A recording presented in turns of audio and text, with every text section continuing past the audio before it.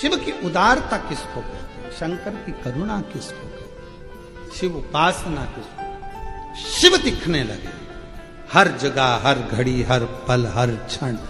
विश्वास यदि शंकर पर है तो शिव दिखता है।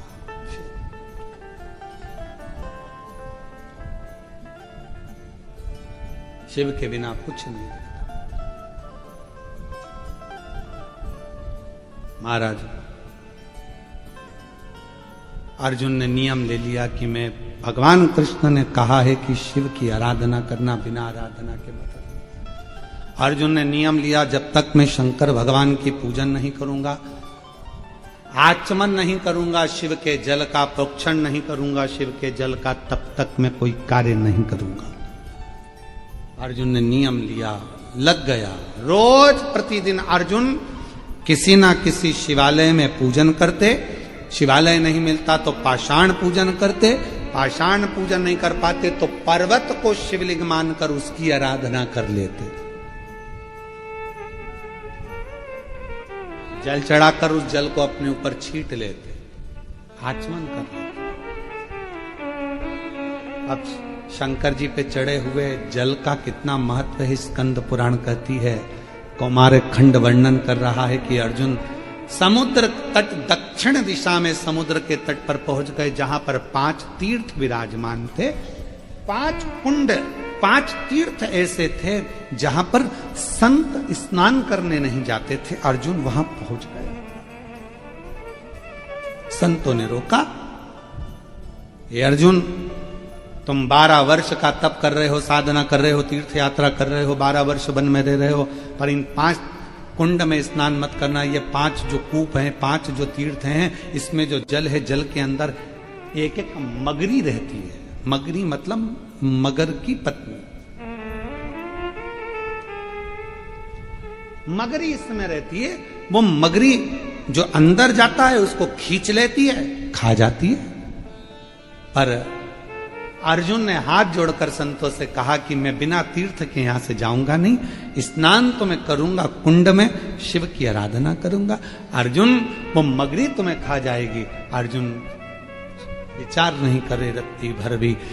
स्कंद पुराण का कौमार खंड कह रहा है कि अर्जुन चलते चलते उस पहले 5 तीर्थ थे, 5 तीर्थ में से एक तीर्थ पर अर्जुन ने हाथ जोड़ा, नमस्कार किया, प्रणाम कर कर हर हर महादेव जैसे ही बोले और अर्जुन उस तीर्थ में कूद गए।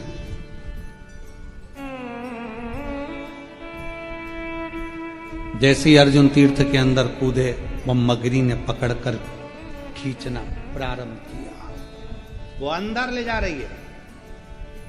जैसे ही अंदर ले जा रही थी, अभी अर्जुन का पांव पकड़ा था, अब अर्जुन के जंघा को पकड़ा, कमर को पकड़ा, और पकड़ते सी अर्जुन के हृदय के पास पहुंची और शीश पकड़ने वाली थी कि जिस शीश पर शंकर जी का छीटा, शंकर जी का चढ़ा हुआ जल का प्रोक्षण पड़ा था, वो बूंद उस मगरी को पड़ गई और मगरी अप्सरा बनकर बाहर निकल गई।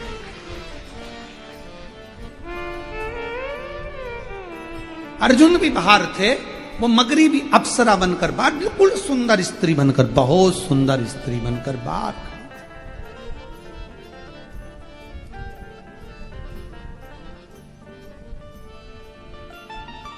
अर्जुन ने पूछा, तुम कौन हो? बड़ी सुंदर हो। अभी तुम मगर के रूप में थी और अब इतनी सुंदर बनकर तुम सामने खड़ी हो कौन तुम? मगरी हाथ जोड़कर बोली, रे अर्जुन, हे पांडु नंदन, हे अर्जुन, हम 5 अप्सराएं हैं।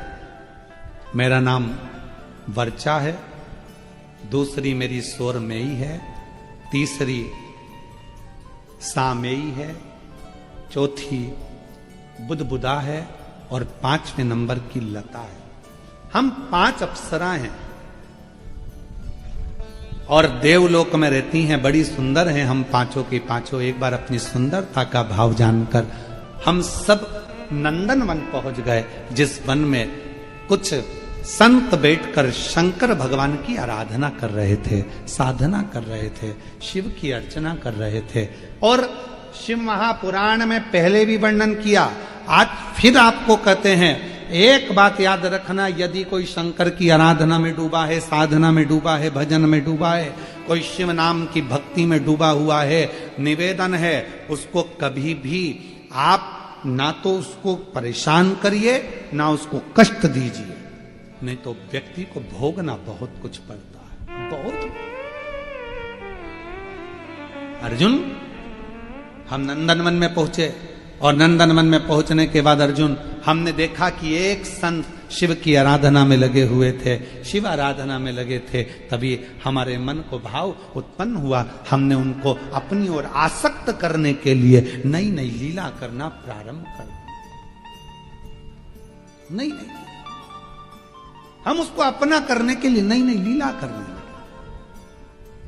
अब वो संत तो हमको देखे नहीं, जब आखिरी में संत ने हमको नहीं देखा, उनका जल का भरा हुआ जो लोटा था, पात्र था, उसको हमने छुड़ाकर उठाकर दूसरी जगह रख दिया। वो उस पात्र को ढूंढने लगे।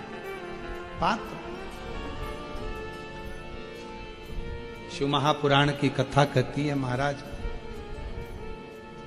शंकर भगवान को जो तुम लोटा लेकर जाते हो मंदिर, शिव जी को मंदिर जो लोटा लेकर जाते हो, उस लोटे में इतना बल आ जाता है, शंकर जी पे जल चढ़ते चढ़ते चढ़ते चढ़ते वो लोटा इतना बलवान हो जाता है कि मान लो यदि घर में किसी व्यक्ति को बहुत तेज बुखार आ गया, डॉक्टर का इलाज भी चल रहा है, दवाई भी चल रही है, सब कुछ चल रहा है, पर उसका ताप, उसका बुखार कम नहीं हो रहा, तो उसी लोटे को पानी में डुबाकर उस पानी की पट्टी अगर उस बीमार व्यक्ति के सिर पर रखना प्रारंभ कर दीजिए, 20 से 25 मिनट के अंदर बुखार पूरा उतरना प्रारंभ हो जाता। वो पात्र, वो लोटा भी तपवान हो जाता।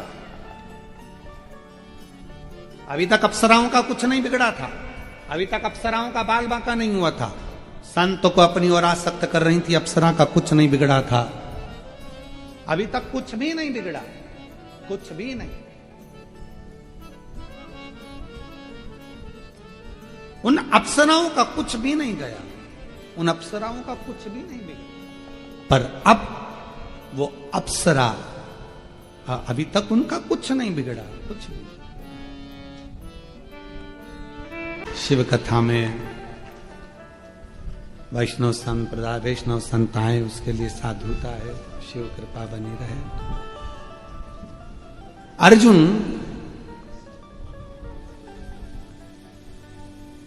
अप्सराएं कह रही हैं, वर्चा कह रही है कि नंदनवन में जो शिव की भक्ति में जो संत लगे थे, उनको हमने कष्ट दिया, अपनी ओर आसक्त करा, पर आसक्त करने के बाद भी वो हमारी ओर नहीं आए।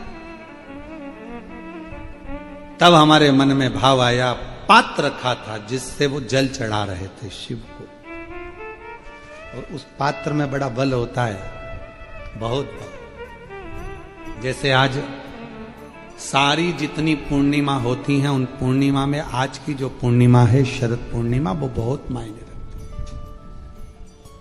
बहुत। हम फिर निवेदन करेंगे, आज की जो पूर्णिमा है, प्रयास करो भोलेनाथ जी को एक श्वेत चावल का दाना शंकर भगवान को समर्पित जरूर करो।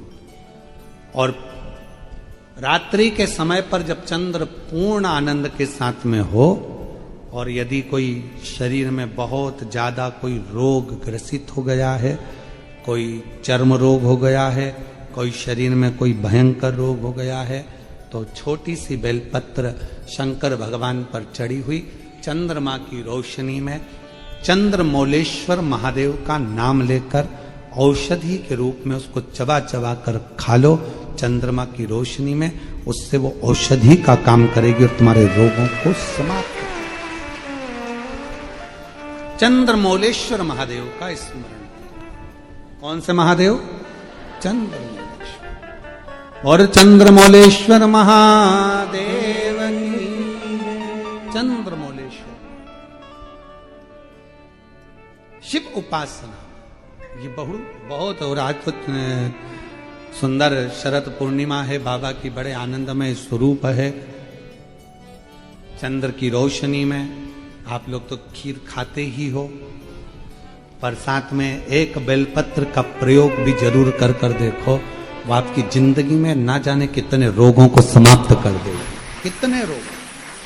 पर वो बेलपत्र छोटी लेना, ज्यादा बड़ी बेलपत्र नहीं लेना, छोटी सी बेलपत्र लो, शिव पर चढ़ी हुई श्री शिवाय नमस्तुभ्यम बोलकर चंद्र पूर्णता में जब हो, रात्रि के समय पर एक बेलपत्र चंद्रमौलेश्वर महादेव का नाम लेकर उसको चबा चबा कर,